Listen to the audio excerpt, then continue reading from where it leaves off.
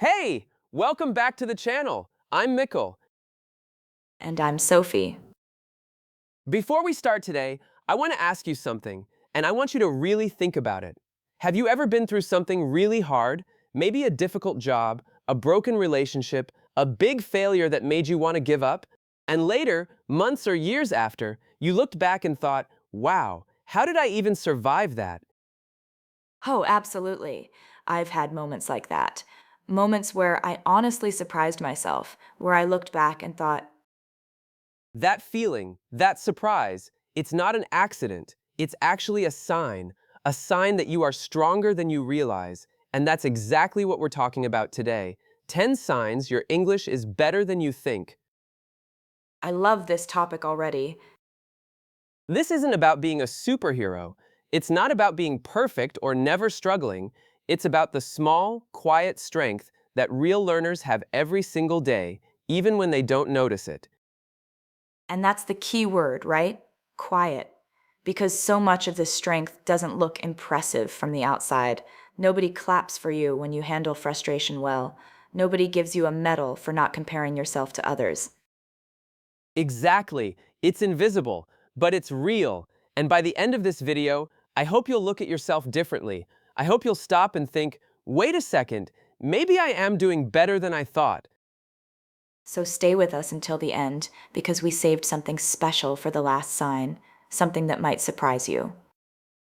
Let's get into it. Let's go. Sign number 1, you let yourself feel frustrated without losing control. This is such an important one because so many people have the wrong idea about strength. Tell me more. Well, many people think being strong means staying calm all the time, like a robot. No emotions, no frustration, just perfectly calm all day, every day. But that's not real life. No, it's not. Real strength isn't the absence of frustration, it's what you do with it. It's called processing the emotion. You sit with the frustration, maybe after a difficult conversation where you couldn't find the right word, or a meeting where you felt embarrassed, and instead of running away from that feeling, you let yourself feel it. And then you move forward. Exactly. Let's say that phrase again because I think it's so useful to process an emotion. It means you don't let the frustration control you. You feel it, you understand it, and then you manage it. You don't push it down and pretend it's not there, and you don't let it explode either. I remember early on, I would get so frustrated after a phone call in a new language. My chest would feel tight, my mind would replay every mistake. But instead of quitting, I just let myself feel that for a few minutes. I'd sit there, breathe, maybe even feel a little sad. And then, slowly, that feeling would pass. And that's the whole point. Feelings pass. They're like waves. If you fight the wave, it knocks you down. But if you let it move through you, it just passes. So if you've ever felt frustrated learning English and still kept going the next day, that's not weakness, that's strength.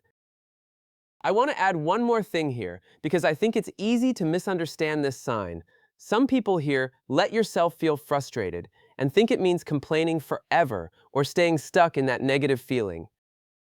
Right? That's not what we mean at all. It's the opposite, actually.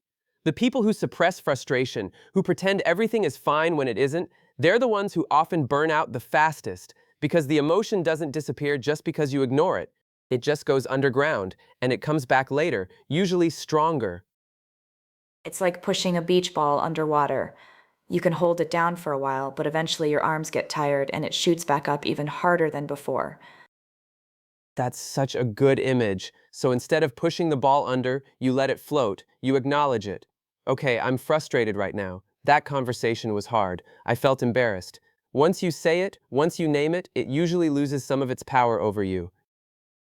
Naming an emotion is almost like turning on a light in a dark room. The shadow that looked so scary in the dark suddenly looks much smaller once you can see it clearly. So the strength isn't in never feeling frustrated. The strength is in facing it honestly, without being afraid of your own feelings. Sophie, that's real, honest human strength. Sign number 2. You don't need constant approval from others. Oh, this one hits close to home for me Why is that? because I used to be someone who needed constant approval. I would speak and then immediately look at the other person's face, trying to read it. Did they understand me? Do I sound silly? Was that sentence okay? You mean you weren't just speaking, you were performing. Exactly. I was performing for approval instead of just communicating, and it's exhausting. You aren't constantly asking, was that okay? Did I sound good? Do they like me? Because your self worth, the value you give yourself, starts coming from inside instead of from other people's reactions. I think this is so connected to social media too. It really is. I used to check my phone every 5 minutes for likes on a post. Every notification felt like a tiny hit of relief, like someone was telling me I was okay. And every silence felt like rejection, that need for validation. It's exhausting. It never ends. There's always another post, another comment, another moment where you need someone to confirm you're doing fine. So how does this relate to English? When you speak English and you make a mistake, and instead of panicking about what the other person thinks, you just correct yourself calmly, or you don't even correct yourself, you just keep talking. That's real growth.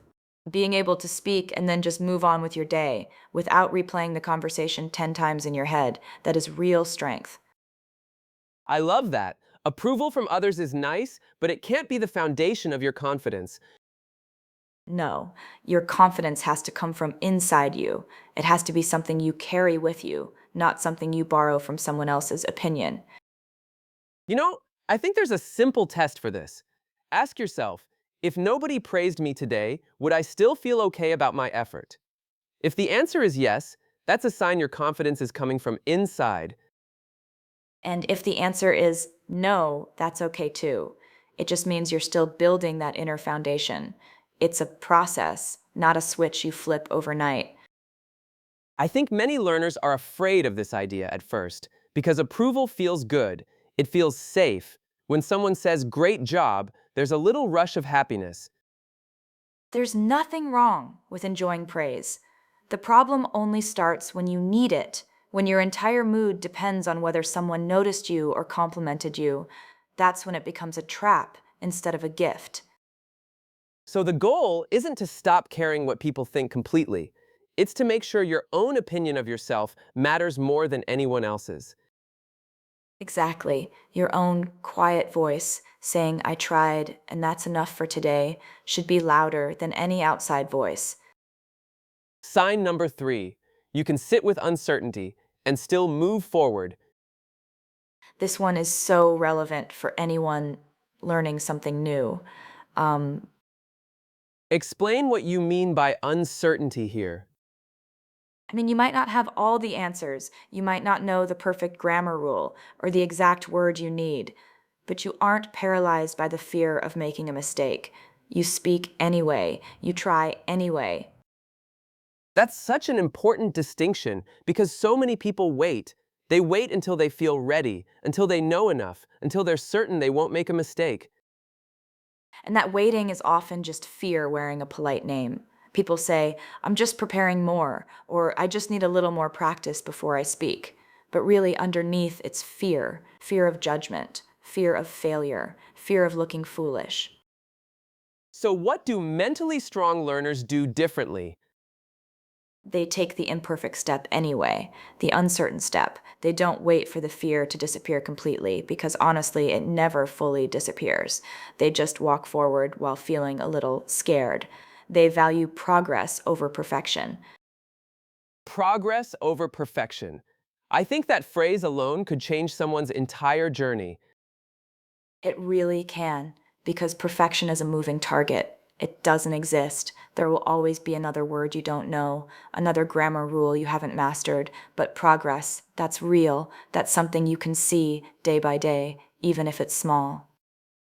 Mickael, so if you've ever spoken up in a meeting or answered a question in class, even though you weren't 100% sure you were right, that uncertainty you felt and pushed through, that is a sign of real strength. I want to share something too. I remember the first time I gave a small presentation in a language I wasn't fully comfortable with. My hands were shaking. I genuinely thought I might forget every word halfway through. What happened? I stumbled a few times. I paused longer than I wanted to, but I finished. And afterward, nobody remembered the pauses. They remembered that I had something useful to say. The uncertainty I felt inside was invisible to almost everyone watching. That's such a common experience. We think our nervousness is visible to everyone, like a spotlight shining on our mistakes. But usually, people are far too busy with their own thoughts to notice as much as we imagine. It's called the spotlight effect, actually. We overestimate how much other people notice our flaws because we're so focused on ourselves in that moment. So the next time uncertainty creeps in before you speak, remember, most of that fear exists only in your own mind, not in the eyes of the people around you. Sophie, a quiet, powerful sign. Sign number 4. You set healthy boundaries for your study time without feeling guilty about it. This is such a modern struggle, honestly. Give us an example. Well, imagine your phone rings late at night. It's a friend who wants to talk for an hour, but you know you need rest or you have study time planned for tomorrow morning. You can say, "No, not tonight," without feeling like a bad friend. And that's hard for a lot of people. It's very hard because we're taught, especially many of us, that being a good person means always saying yes, always being available, always putting other people first. But there's a hidden cost to that. Exactly. When you always say yes to everyone else, you are often saying no to yourself, no to your own rest, no to your own goals, no to the version of you that you're trying to build. That is deep. Setting a boundary is a form of self care. It's not selfish. It's about making sure your own needs are met so that you can actually grow, so that you have the energy and the space to keep learning. I think a lot of learners feel guilty when they protect their study time. They feel like they're being rude or difficult or too serious. But think about it this way: if you don't protect your own time, who will? Nobody else is responsible for your growth. You are. And protecting that growth, even when it means disappointing someone else for one evening, that's not selfishness. That's self respect. So if you've ever said, I can't talk right now, I need to study, and felt a little bad about it but did it anyway, that's a sign of real strength. There's another side to boundaries, too, one people don't talk about enough. It's not just saying no to others, sometimes it's saying no to yourself. What do you mean by that? Well, imagine you're scrolling on your phone late at night, telling yourself just 5 more minutes, and those 5 minutes turn into an hour, and suddenly your study time for the morning is gone because you're exhausted. Setting a boundary with yourself, closing the app, turning off the phone, that takes just as much strength as saying no to a friend. That's true. And I think the guilt works in both directions too. We feel guilty saying no to others, but we also feel guilty when we protect our own rest, like resting is somehow lazy or unproductive. But rest isn't the opposite of progress. Rest is part of progress. Your brain needs time to absorb everything you've learned. Without rest, you're just pouring water into a cup that's already full, and it spills everywhere without actually being absorbed. I like that. So a boundary isn't just protection from other people, it's protection of your own energy so that energy can actually be used well. A quiet act of self respect. Sign number 5. You learn from failure instead of running away from it. Oh, I have a story for this one. Please, go ahead. So imagine you're in a meeting and you make a mistake. Maybe you use the wrong word or you say a sentence that comes out completely wrong and people look at you a little confused. In that moment, you have two choices. You can use that mistake as fuel to practice harder next time, or you can tell yourself a painful story, something like, "I'm just not a language person. I'll never get this." And that story, that's the dangerous part. It really is, because once you believe that story, you start acting like it's true.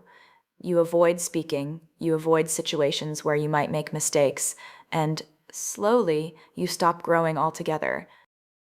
I have a small story too, actually, not about English, but it makes the same point. One time I was cooking, and I completely forgot to add water to the pasta pot. I turned around for 2 minutes, and when I came back, the pasta was burning at the bottom of the pot, smoke everywhere. Oh no. But I didn't stop cooking that night. I just adjusted. I threw out the burned pasta, started a new pot, remembered the water this time, and tried again. And it's the same with English. You burn the pasta sometimes. You forget the water. You make the mistake, but you don't stop cooking. You just adjust and try again with new information. That's such a simple way to think about it, but it's true. Every mistake is just information. It tells you what to adjust next time. It's not proof that you're incapable. Exactly. Mistakes are teachers, not verdicts. They're not telling you who you are, they're just telling you what to try differently. So if you've ever made a mistake in English and instead of giving up, you thought, okay, let me try that again, that is real strength. That is resilience in action. I think it also helps to remember that even native speakers make mistakes constantly. They mispronounce words, they forget names, they say the wrong thing sometimes. Mistakes aren't something only learners experience, they're part of being human. In any language, That's such a good point, because sometimes learners hold themselves to an impossible standard, expecting perfection from themselves that they wouldn't even expect from someone who has spoken the language their whole life. exactly. And here's something else worth remembering. The word failure itself can feel so heavy, so final, like a locked door. But really, most failures are just unfinished attempts. They're not the end of the story, they're just one chapter in a much longer book. A chapter, not the whole book. I like that a lot. So the next time you make a mistake and that heavy feeling of failure creeps in, try reminding yourself this is just one chapter. The book isn't finished yet. Sign number 6. You don't waste energy on things you can't control. Like the weather, for example, or what a native speaker thinks about your accent. Those are two things you genuinely cannot control. Right. You can't control the weather outside, no matter how much you worry about it. And you can't control whether a native speaker judges your accent, or thinks you sound foreign, or has some opinion about the way you pronounce a word. But so many people spend enormous energy worrying about exactly these kinds of things. They do, and it's understandable because we care so much about how others perceive us. But that energy, it's precious, it's limited. And every minute you spend worrying about someone else's opinion of your accent is a minute you're not spending on your own growth. So what should we focus our energy on instead? Your own actions, your own attitude. Did you practice today? Did you try your best? Did you show up, even imperfectly? Those are things within your control. You have to let go of the rest. Guard your energy because it is precious. Exactly. Think of your energy like a bank account. Every time you worry about something you can't control, you're withdrawing from that account without getting anything back. But every time you focus on something within your control, you're actually investing that energy, and it grows. I like that metaphor a lot. So if you've ever caught yourself worrying about someone's opinion of your accent and then consciously said, no, I'm going to focus on my own progress instead, that's a sign of real emotional intelligence. There's a simple question I like to ask myself when I notice I'm wasting energy on something outside my control. I ask, can I do anything about this right now? If the answer is no, I try to consciously let it go, even if it takes a few tries. And if the answer is yes, Then I focus all my energy there instead. It's a small habit, but over time it saves you an enormous amount of mental energy. Instead of spreading your energy thin over 100 things you can't change, you concentrate it fully on the few things you can. I think about it like sunlight through a magnifying glass. Scattered sunlight just warms the air a little, but focused sunlight, concentrated into one small point, can actually start a fire. That's such a strong image. Your energy works the same way, scattered everywhere, it barely does anything. Focused on your own actions, it can genuinely transform your progress. And real strength. Sign number 7. You ask for help when you need it. This one might be my favorite, honestly, because it goes against what so many of us were taught. What do you mean? Well, many people think they have to be completely independent, tough, self sufficient, never needing anyone. But actually, asking for help is one of the clearest signs of resilience, not weakness. That sounds almost backwards to how most people think about it. It does, but think about it logically. It takes courage to admit you don't know something. It takes courage to say, I'm struggling, can you help me? A person who pretends to be fine all the time, who never asks for support, isn't necessarily stronger. Sometimes they're just more afraid. Do you have a personal story about this? I do, actually. I struggled with this for a long time. I would keep everything inside, even when things felt really heavy. And then one day, I finally told a friend, I'm not okay. I need to talk. And do you know what that felt like? What? It felt like putting down something very heavy that I had been carrying for a long time without even realizing how tired my arms were. That's such a powerful image. It really was a turning point for me, and I think the same applies to learning English. Asking a teacher to explain something again, asking a friend to correct your pronunciation, asking someone to slow down when they speak. That's not weakness, that's wisdom. So if you've ever raised your hand and said, "Can you explain that again? I didn't understand," instead of staying silent and pretending you understood, that is a sign of real strength. I also think there's something beautiful about the fact that asking for help actually connects us to other people. When you ask someone for help, you're giving them a small gift too, the chance to feel useful, the chance to support you. That's true. Nobody feels burdened when someone genuinely needs their help. Most people feel honored to be trusted with that. Exactly. So asking for help isn't just good for you. It builds a bridge between you and the people around you. It says, I trust you enough to show you I don't have all the answers.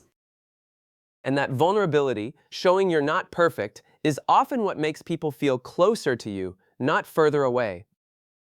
A brave, quiet kind of strength. Sign number 8. You don't compare your journey to others. Oh, this is such a hard one for so many people. Especially now, with social media everywhere. Exactly. You know that saying, comparison is the thief of joy? I've heard that before, yes. It's so true. And here's the deeper problem with comparison. You're often comparing your behind the scenes mess to someone else's finished movie. Say that again because I think that's such an important point. You're comparing your behind the scenes mess, all your struggles, your mistakes, your bad days, the messy parts nobody sees, to someone else's finished movie, the polished, edited, final version of their journey that they choose to show the world. So it's not even a fair comparison. It's never a fair comparison. You see someone speaking fluently in a video, and you don't see the thousands of hours of practice, the embarrassing mistakes, the moments they wanted to quit. You only see the finished product. So what should we compare instead? So the only comparison that actually matters is comparing yourself to who you were yesterday. Are you better than you were last month? Do you understand more than you did 6 months ago? That comparison is fair because it's measuring your own growth, not someone else's highlight reel. I think that's such a healthier way to measure progress. It really is, because your journey started at a different point than everyone else's. You have different circumstances, different amounts of time, different challenges. So comparing yourself to someone else's timeline is like comparing two completely different stories and being upset they're not the same. So if you've ever stopped yourself mid-comparison and thought, wait, let me just focus on my own progress, that's a sign of real emotional maturity. I also think it helps to remember that everyone's starting point is different. Someone might have grown up hearing English at home. Someone else might have moved to an English speaking country years ago. Someone else might be learning entirely alone, with no immersion at all, just books and videos and pure determination. So comparing your month 3 to their year 5 was never a fair comparison in the first place. Never. It's like comparing a tree that's been growing for 5 years to a seed that was just planted last month and being disappointed the seed isn't as tall yet. Give the seed time. It's growing exactly the way it's supposed to. A quiet, powerful maturity. Sign number 9. You keep going, even when motivation disappears. This might be the most practical sign of all, honestly, because motivation is so unreliable. Explain that a little more. Well, think about motivation like the weather. Some days it's sunny and warm, and you feel so to study, so inspired, so ready to practice for hours. And other days it's cold and gray, and you don't feel like doing anything at all. Um, Mickael, and you can't control the weather. exactly, just like sign number 6. You can't control when motivation shows up and when it disappears. But discipline is like a raincoat. It doesn't care what the weather is doing, it just keeps you moving forward anyway. Choose discipline over motivation. Exactly. Because if you wait for motivation to study, you might wait forever. Motivation is unpredictable. But if you build discipline, a simple habit, a routine, then you keep going no matter how you feel that day. I think this is where so many people give up, actually. They wait to feel like it, and when the feeling doesn't come, they assume something is wrong with them. But nothing is wrong with them. It's completely normal for motivation to disappear sometimes. The people who succeed aren't the ones who feel motivated every single day. They're the ones who show up anyway, even on the gray, cold days. Showing up consistently and imperfectly, that's what builds real progress. Consistent, imperfect action beats perfect action that never happens. You could have the perfect study plan, the perfect method, the perfect schedule, but if you never actually do it, it means nothing. A messy, imperfect 5 minutes of practice today is worth more than an imaginary, perfect hour you never actually complete. So if you've ever studied for even 5 minutes on a day when you really didn't feel like it, that is a sign of real discipline. I think it also helps to lower the bar on hard days instead of abandoning the habit completely. If you usually study for 30 minutes, but today you truly only have energy for 5, do the 5 minutes. Don't skip it entirely just because it's not the full version. Because 5 minutes keeps the habit alive. Exactly. It's the difference between a small flame and a fire that's completely gone out. A small flame can grow again tomorrow. A fire that's gone out completely, you have to start from nothing. So even on your worst days, just keep the small flame burning. Even a tiny bit of effort counts. And real strength. You are genuinely happy for others' success. And finally, sign number 10. You are genuinely happy for other people's success. This one is beautiful, and I think it's the sign of real emotional security. Explain what you mean. Well, imagine your classmate or your friend, someone learning at the same time as you, suddenly becomes fluent. They're speaking confidently, easily, and you're still working through your own struggles. How do you feel? For some people, that might trigger jealousy, or comparison, or even resentment. Exactly, and that's understandable because comparison, as we said, is such a natural human tendency. But when you have real emotional security, you don't feel like someone else's fluency takes anything away from yours. Their success doesn't diminish your own journey. Not at all. That's the mindset of abundance. There is enough room for everyone to succeed. Their fluency doesn't use up some limited resource that you needed for yourself. Language learning isn't a competition with a single winner. I think that's such an important mindset shift. It really is. Because when you can celebrate someone else's win, truly, honestly celebrate it, without a tiny voice inside comparing yourself to them, that's a sign that you feel secure in your own path. You trust your own timeline. So if you've ever heard about someone's success in learning English and felt genuine happiness for them instead of quiet jealousy, that is one of the clearest signs of real inner strength. I think this sign is also a beautiful way to check in with yourself. The next time someone shares good news, whether it's about their English, their job, or their life, notice your very first reaction before you even think about it. What should we notice exactly? Just that first honest feeling. Is it warmth or is it a small pinch of comparison? There's no need to judge yourself either way, but noticing it honestly is the first step toward genuinely celebrating others without any hidden weight attached. And over time, the more we practice being happy for others, the lighter we feel ourselves. Jealousy is heavy to carry. Genuine happiness for someone else costs you nothing, and it actually lifts you up too. A generous, secure kind of strength. Closing thoughts. So, we talked about 10 signs today. Let's think back on them for a moment. Feeling frustration without losing control, not needing constant approval, sitting with uncertainty and moving forward anyway, setting boundaries without guilt, learning from failure instead of running from it, not wasting energy on things you can't control, asking for help when you need it, not comparing your journey to others, keeping going even when motivation disappears, and being genuinely happy for others' success. That's a lot to think about.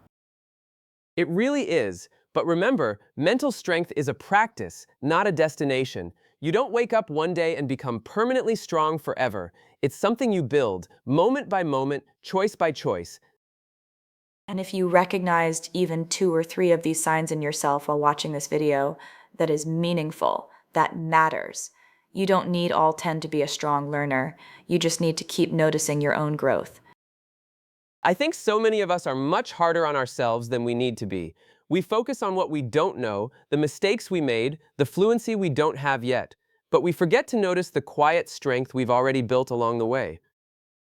And I want to say something directly to whoever is watching this right now at this exact moment. If you're learning English or any language, and some days feel heavy, some days feel like you're not moving forward at all, please remember something important.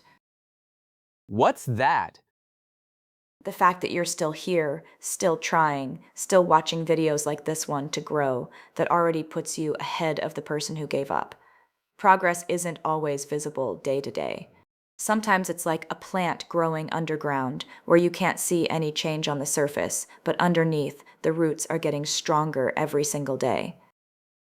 And one day, seemingly out of nowhere, that plant breaks through the surface, and suddenly everyone can see how much it's grown. But really, all that growth was happening quietly the whole time, long before anyone could see it. So trust the process, even on the days when nothing seems to be happening. Something is happening. You just can't see it yet. That's such a comforting thought, honestly, because learning a language can feel so lonely sometimes, especially when progress feels invisible. It can feel lonely, yes, but you're not alone in this. Every single person who has ever become fluent in a new language went through these exact same feelings: the frustration, the self doubt, the moments of wanting to quit. You're walking a path that so many people before you have already walked and survived and thrived on. So today, take a moment. Really think about it. Which of these 10 signs did you see in yourself? Maybe it was the way you handled frustration last week. Maybe it was the time you asked for help instead of struggling alone. Maybe it was simply the fact that you're here, watching this video, still trying, still showing up. That in itself is a sign of strength. We want to hear from you. Which of these signs resonated with you the most? Tell us in the comments below. We genuinely read every single one, and it means so much to us to hear your stories. Mickael. And if this video helped you today, even a little bit, please give us a like and hit that subscribe button to join our family of learners. We have so much more coming for you.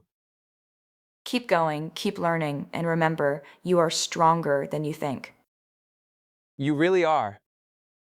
Take care, everyone. We'll see you in the next video. See you soon.